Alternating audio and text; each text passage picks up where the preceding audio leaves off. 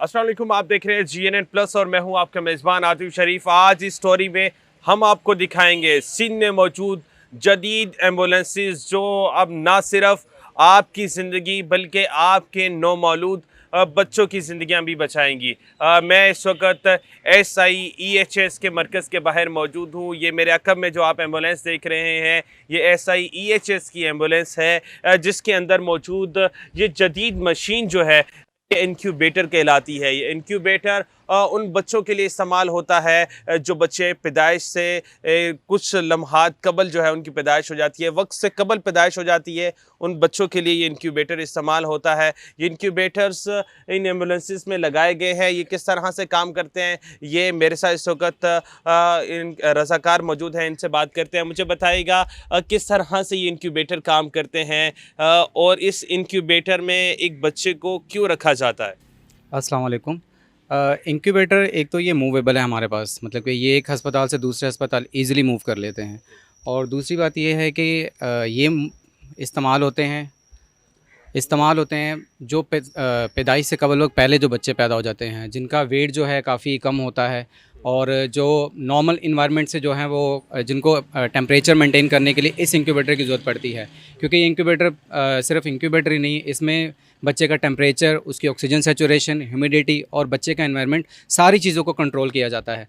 तो जिस तरह आम आदमी को सांस लेने के लिए हवा की ज़रूरत होती है, उसी तरह एक छोटे नौमौलूद बच्चे को अपनी लाइफ सेव करने के लिए इस मशीन की ज़रूरत पड़ती है। अच्छा, मुझे ये भी बताइएगा कि एक बच्चे को जब इसमें रखा जाता है किस तरह से लोग आपसे रब्ता करते हैं, फिर किस तरह से आप जो है वो उस बच्चे की केयर करते हैं, किस तरह से फिर जो है उसको इस इनक्यूबेटर के ज़रिए जो है वो हॉस्पिटल मुंतकिल किया जाता है। ये हमारे पास हमारे जो कमांड एंड कंट्रोल सेंटर होते हैं, वहाँ पर जिनको हॉस्पिटल से या जो भी अटेंडेंट होते हैं उनको कॉल करते हैं। वो कॉल हमें फिर डायरेक्टली हमारे वायरलेस के थ्रू हमें डिस्पैच होती है एम्बुलेंस में।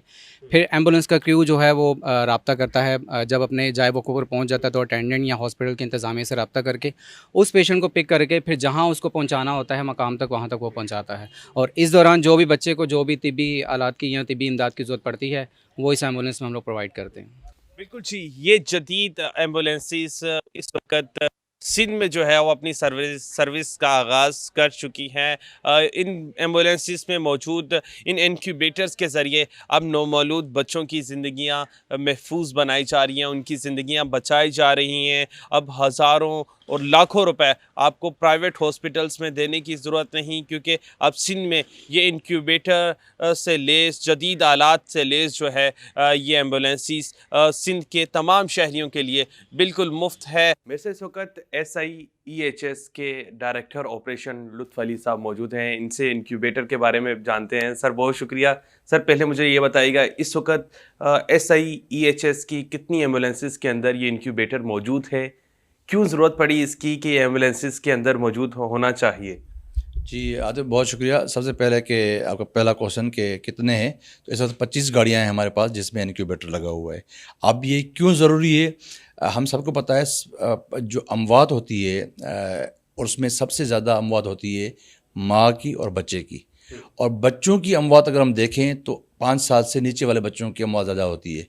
अगर उनमें से देखें तो 28 दिन वाले जो बच्चे हैं उनकी अमवात ज़्यादा होती है। अगर उनमें से देखें तो 48 घंटे वाले बच्चे हैं, सबसे ज़्यादा वो मरते हैं। वो क्यों मरते हैं? क्योंकि वो प्री मैच्योर डिलीवरी होती है, 7वें महीने में 8वें महीने में डिलीवरी हो जाती है अक्सर हमारे यहाँ। उसकी वजह से उनको जब वो बाहर आता है इस दुनिया में तो उसको एनवायरनमेंट जो है ना बाहर का इफ़ेक्ट करता है। उसके लिए इनक्यूबेटर बहुत ज़रूरी है, सबसे पहली बात ये। दूसरा ये है कि अगर डिलीवरी नॉर्मल हो भी गई है घर पे या हॉस्पिटल किसी में, वो इन्फेक्शन लग गया है बच्चे को, तो उसको भी 48 घंटों के अंदर हम उसको इंक्यूबेट करेंगे तो बच सकता है। तो सबसे ज़्यादा अमवात बच्चों में 48 घंटे के अंदर हो रही है, उसको ख़त्म करने के लिए, कम करने के लिए हमने इंक्यूबेट ले आए। और एक तो अमवात कम कर दिया, दूसरा अगर ये आला नहीं होता, ये इक्विपमेंट नहीं होता तो लाइफ टाइम डिसेबिलिटी हो जाती है। आपको पता है कि बहुत से बच्चे आपने ऐसे देखे होंगे जो फिजिकली तो ग्रो कर रहे होंगे, बेड पे पड़े हुए हैं, उसका दिमाग काम नहीं कर रहा, उनके कोई ऐसे आर्गन जो काम नहीं कर पा रहे हैं।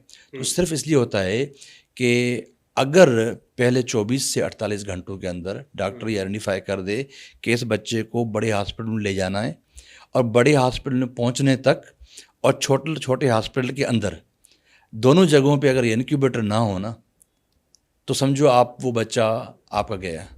तो वो उसको अवॉइड करने के लिए, उस अमवात को कम करने के लिए हम ये कहते हैं कि किसी भी हॉस्पिटल में या छोटे हॉस्पिटल में या घर पे अगर डिलीवरी हो गई है, आपको लगता है कि इस बच्चे ने सांस नहीं ली, ये बच्चा रोया नहीं है, इसकी बॉडी टेम्परेचर डिफरेंट आ रहा है, फ़ौरन हमारी एम्बुलेंस को रब्ता करें।